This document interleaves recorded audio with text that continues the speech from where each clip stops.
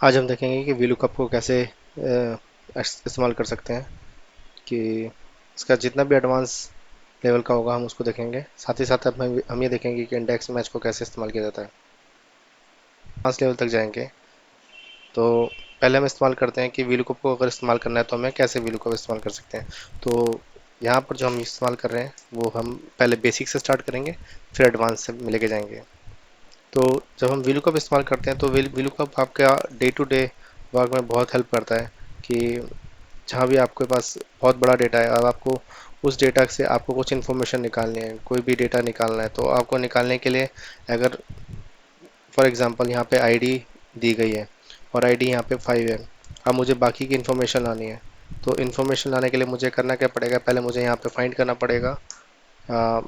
जैसे मैं फाइंड करता हूँ 5 और उसके बाद मैं इसको कॉपी करूँगा और मैं फिर यहाँ पे पेस्ट करूँगा। तो अगर ऐसे ही करने जाए और हमारे पास ऐसे हज़ारों और लाखों का डेटा है तो फिर ये बहुत बहुत डिफ़िकल्ट हो जाएगा मान लें कि इसको हमें एक एक करके नहीं कर सकते हैं। तो इसी के लिए दोस्तों ये VLOOKUP जो होता है वो इस्तेमाल होता है। तो आइए देखते हैं कि VLOOKUP कैसे इस्तेमाल करते हैं। तो VLOOKUP लिखने का और इस्तेमाल करने का तरीका ये है कि सबसे पहले हम लिखेंगे VLOOKUP। VLOOKUP लिखने के बाद जो इसके कुछ पैरामीटर है, ये फॉर्मूला अपने आप में बताता है। जो कि पहला पहला पैरामीटर है वो कहता है लुकअप वैल्यू।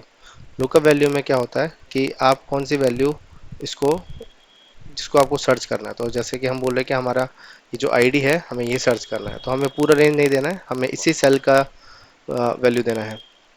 इसके बाद हम आते हैं कि टेबल एरे, कि टेबल एरे में हमें क्या देना है। तो टेबल एरे दोस्तों वही होगा, जैसे अगर हमारी आईडी यहाँ पर है तो हमें सर्च करना है कि हमारी आईडी कहाँ से है। तो आप देख सकते हैं कि आईडी हमारी ए कॉलम में है। अगर आईडी आपकी बी कॉलम में है तो आपको बी से स्टार्ट करना पड़ेगा। और जो सिंपल VLOOKUP होता है, जो हम लुकअप VLOOKUP यूज़ करते हैं, वो लेफ़्ट से राइट जा सकता है। अगर मान लीजिए मेरे पास आईडी एच कॉलम में है तो ये बहुत ही डिफ़िकल्ट है कि मैं रिवर्स VLOOKUP लेके जा सकूँ। उसका भी तरीका है, लेकिन आगे हम देखेंगे कैसे उसको इस्तेमाल कर सकते हैं। मगर अभी के लिए हम देखेंगे कि अगर हमें सिंपल VLOOKUP यूज़ करना है तो कैसे यूज़ करेंगे। तो उसके लिए हमें क्या करना है, सिंपल लिखना है VLOOKUP। उसके बाद हमें यूज़ करना है लुकअप वैल्यू में हमें देना है जिस वैल्यू को हम देखना चाह रहे हैं। टेबल एरे वो होता है कि जहाँ से आप देखना चाह रहे हैं, मतलब जिस पूरी टेबल में आप सर्च करना चाहते हैं। तो हम बोलते हैं कि हमारे पास जो मेन टेबल है जहाँ पे एक्चुअल में डेटा पड़ा है वो ये है।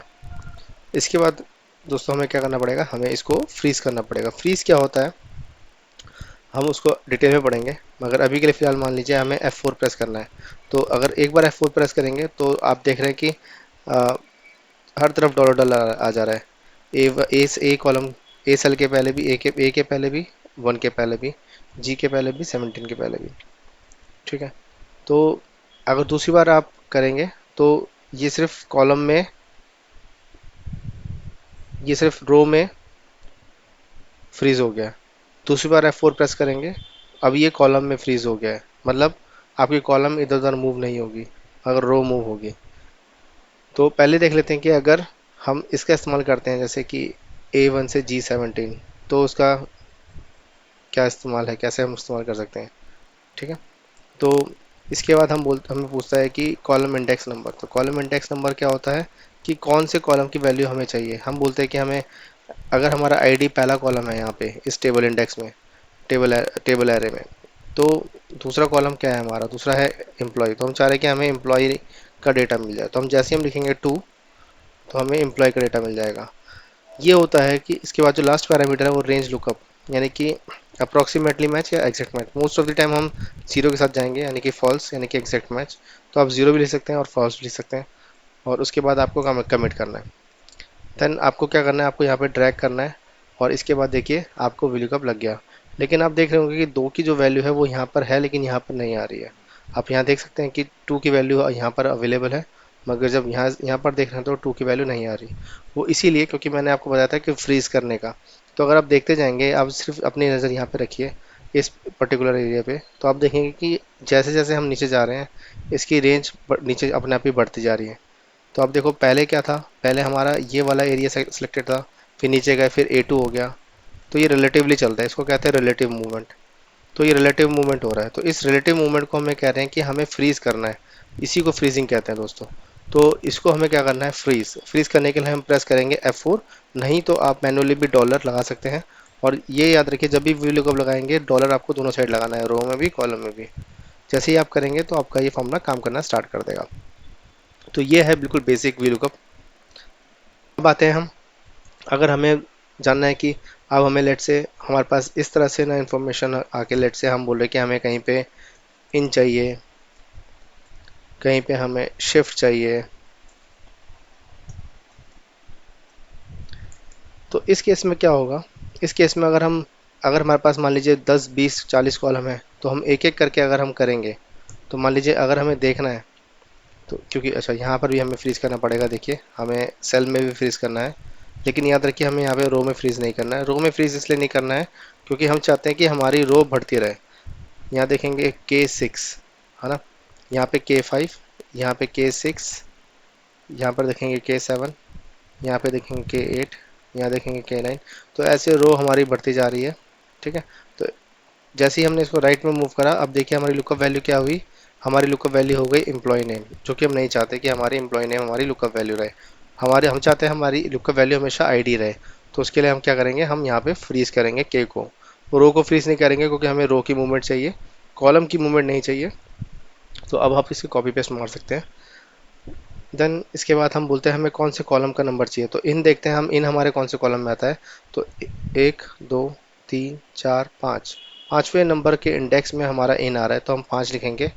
एंड देन उसको हम ड्रैग डाउन कर देंगे।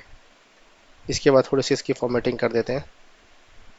फॉर्मेटिंग करने के लिए ये सारे शॉर्टकट्स आपके साथ शेयर करूंगा आगे जाके मैं। तो अब आप देख सकते हैं 5 के आगे जो इन की वैल्यू आ रही है वो आ रही है 22 35। अच्छा, लगता है कुछ फॉर्मेटिंग चेंज हो गया।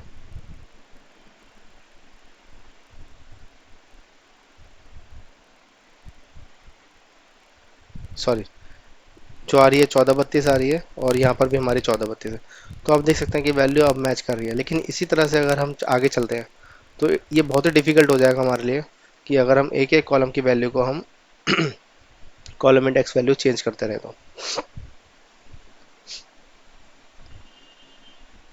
तो आइए जानते हैं कि इसको हम कैसे डायनेमिकली हैंडल कर सकते हैं। तो उसके लिए जो फॉर्मूला होता है वो होता है मैच। हमें देखिए, हमें रो पे तो हमने हैंडल कर लिया कि अगर हमें रो को डायनेमिक करना है तो हमें यहाँ पे ऐसे करना है। जब हमें कॉलम भी डायनेमिक करना है तो उसके लिए क्या करना होगा, ठीक है। तो उसके लिए आते हैं, हम जानते हैं कि हम उसके लिए ऑल्टरनेटिव क्या कर सकते हैं। तो उसके लिए एक फंक्शन होता है मैच। पहले बताता हूँ मैच फंक्शन क्या करेगा। मैच फंक्शन क्या करता है, मैच फंक्शन में हमें कोई भी वैल्यू अगर हमें सर्च करनी है तो वो उसका इंडेक्स वैल्यू रिटर्न करता है, यानी कि उसकी पोजीशन बताता है। तो इसके 3 पैरामीटर होते हैं। पहला है लुकअप वैल्यू, तो सेम वही लुकअप वैल्यू में हमेशा हम बोलते हैं कि क्या वैल्यू हम देखना चाहते हैं। दूसरा बोलता है लुकअप एरे, किस एरे में हम देखना चाहते हैं वो हम बोलते हैं, इसको फ्रीज भी करेंगे साथ ही साथ। चौथा जो बोलता है कि एग्जैक्ट मैच लेस देन और ग्रेटर देन, तो आप हमेशा ही जीरो इस्तेमाल करेंगे। एग्जैक्ट मैच हमेशा आप इधर उधर नहीं जाएंगे, ठीक है। तो हमेशा जीरो ही इस्तेमाल करना है हर केस में। तो अब आप देखिए यहाँ पे हमारे पास